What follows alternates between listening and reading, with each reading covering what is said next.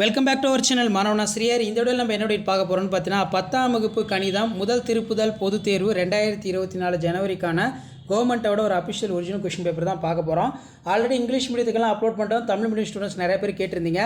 Mark வந்து பார்த்தீங்கன்னா 100 10ஆம் வகுப்பு கணிதம்.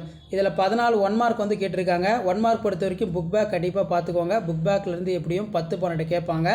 அதே மாதிரி 2 மார்க் 5 மார்க்கு கிராஃப்ட் ஜாமெட்ரி நல்லா பார்த்துக்கோங்க. 2 மார்க் பொறுத்த வரைக்கும் 10 to 20 கம்பல்சரி வந்து பார்த்தீங்கன்னா 28ன்னு வந்து கேட்டிருக்காங்க.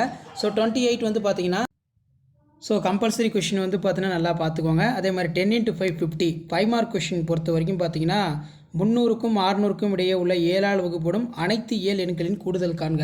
இது ஒரு முக்கியமான சம். ஸோ இதையும் நல்லா ப்ரிப்பேர் பண்ணிக்கோங்க. அடுத்து பார்த்தீங்கன்னா 5 10 மற்றும் 20 ரூபாய் நோட்டுகளின் மொத்த மதிப்பு 105 மற்றும் மொத்த நோட்டுகளின் எண்ணிக்கை 12.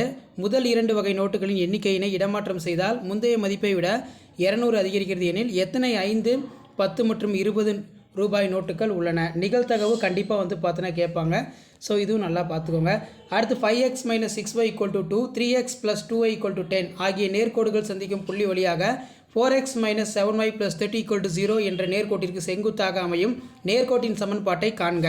அடுத்து பார்த்தீங்கன்னா 12 சென்டிமீட்டர் உயரமுள்ள கட்டிடத்தின் உச்சியிலிருந்து மின்சார கோபுர உச்சியின் ஏற்ற கோணம் 60 டிகிரி மற்றும் அதன் அடியின் இறக்க கோணம் 30 டிகிரி எனில் மின்சார கோபுரத்தின் உயரத்தை காண்க. ஸோ இந்த சம்மும் ரொம்ப முக்கியம். இதுவும் நல்லா பார்த்துட்டு போயிருங்க.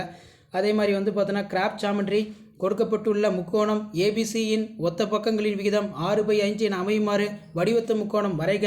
அதே மாதிரி கிராஃப் பார்த்தீங்கன்னா xy = 24 xy <0 என்ற வரைபடம் வரைக. வரைபடத்தை பயன்படுத்தி x = 3 எனில் y காண்க மற்றும் y = 6 எனில் x காண்க அப்படின்னு கேட்டிருக்காங்க.